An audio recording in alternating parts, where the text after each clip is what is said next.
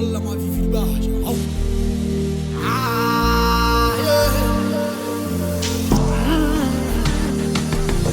Adore me fuja, adore me mala. Ausale se vuto me alla moha.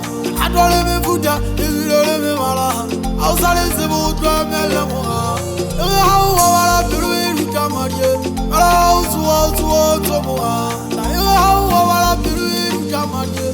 How to moha. Adore me fuja, adore me mala. Ausale se vuto me alla moha. Adore me fuja, adore me mala. Ausale se vuto me alla moha. How wala piru fuja marie. How to moha. How wala piru fuja marie. How to moha.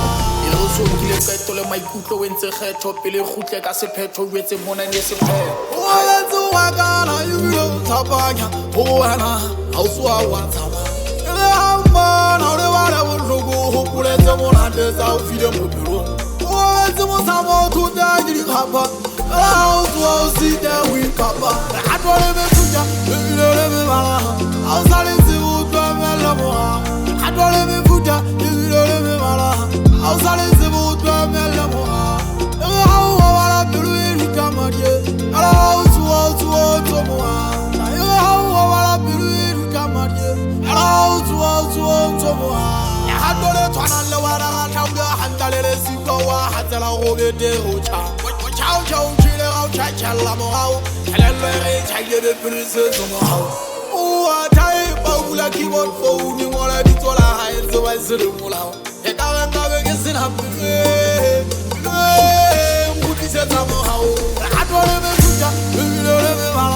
I